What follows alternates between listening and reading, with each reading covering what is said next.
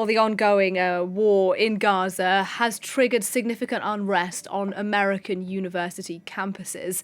Overnight, violent clashes broke out on the campus of UCLA, that in California, after counter-demonstrators attacked a pro-Palestinian encampment.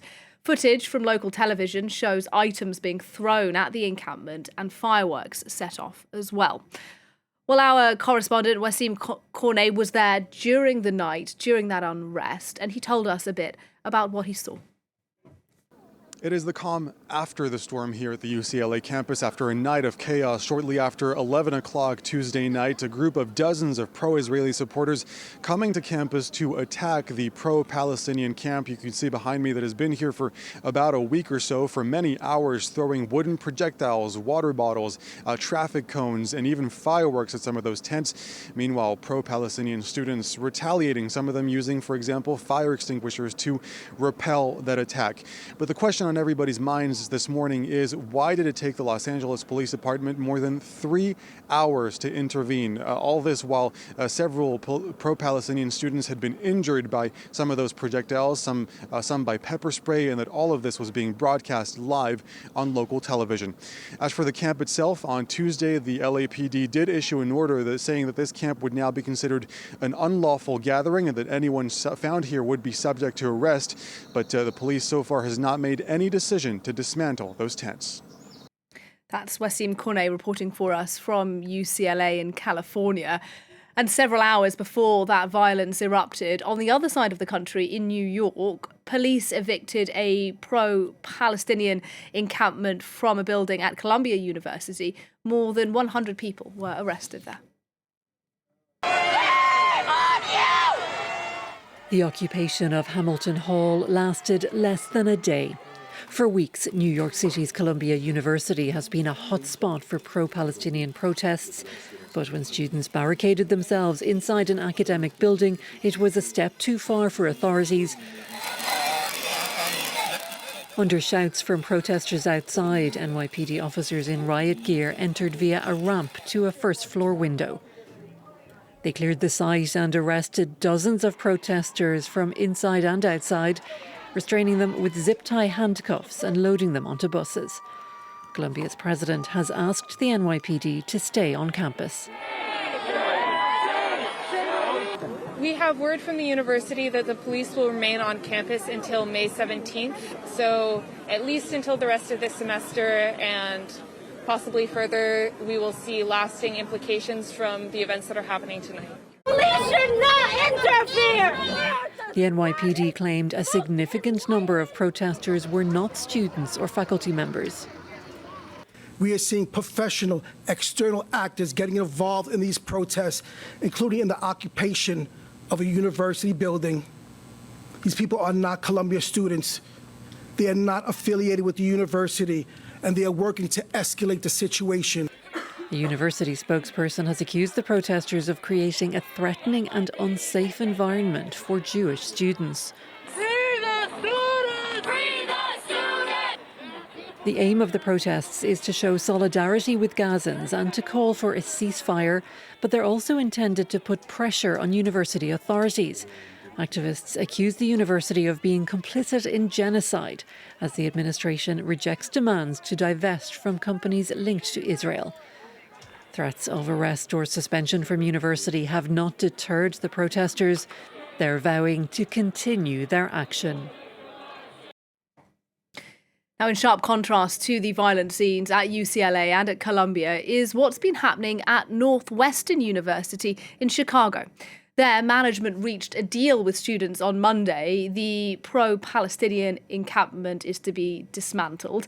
In exchange, funding for 5 Palestinian undergraduates and 2 Palestinian faculty.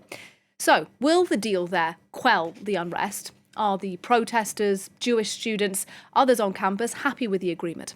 Joining me live now to tell us a bit more is Jacob Wendler. He's the editor of the newspaper there, the Daily Northwestern. Thanks very much indeed for talking to us today. Good to hear your perspective on all of this. Yeah, thanks for having me. Can I just ask you, first of all, this deal was agreed on Monday of this week. How would you say the mood is on campus now? Yeah, I would say it's certainly still tense. I think that there's some relief that a deal was reached, but I don't think that people feel like this is the end of demonstrations or activism on campus. And I think there are a lot of people who are unhappy with the deal. A lot of folks feel like the activists should have pushed harder for their full goals, including divestment from companies linked to Israel.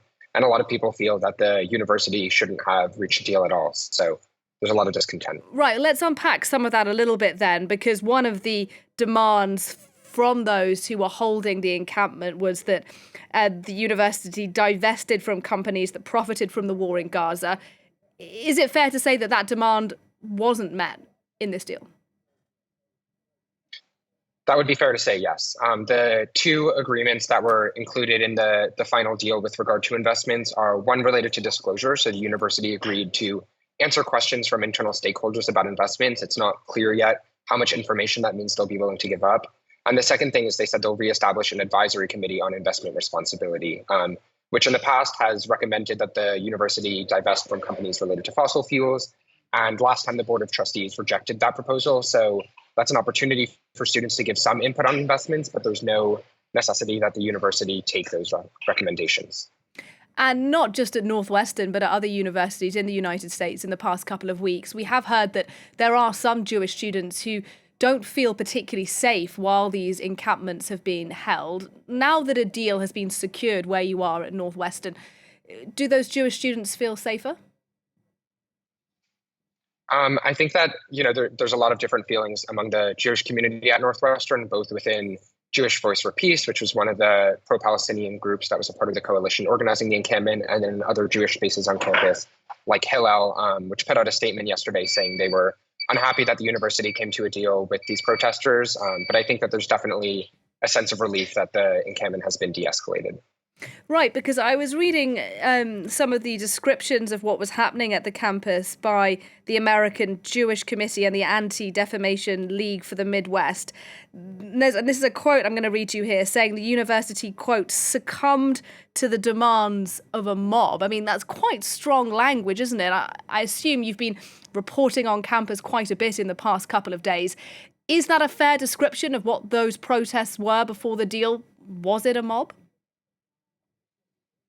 Yeah, so we have seen quite a bit of outrage from Jewish organizations like the AJC and the ADL, and the director of the ADL Midwest was here the other day to engage in a pro-Israel counter-protester.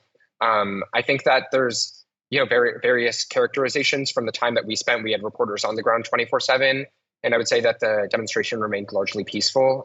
Lots of Palestinian dancing and chanting, music, praying, speaker events, but there were definitely times that we saw moments of higher tension, including in interactions with counter-protesters and police. Indeed, and again, at other universities in the United States, there have been claims on both sides that there are people who aren't students taking part in these clashes on campuses, in tensions.